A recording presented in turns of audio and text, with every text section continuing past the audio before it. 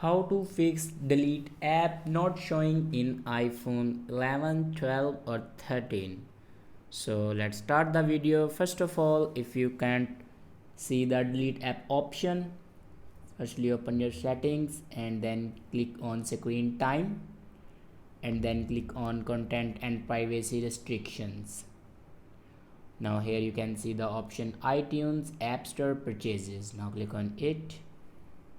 Now click on deleting apps. If you select don't allow, then go back to your screen and restart your device and press and hold on app and then click on remove app, and here you cannot see the delete app option.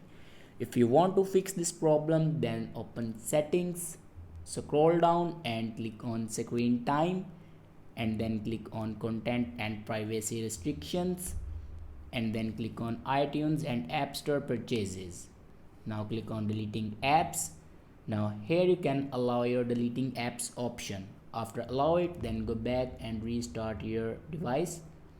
Now press and hold on a app and then click on remove app, and then here you can see the delete app option.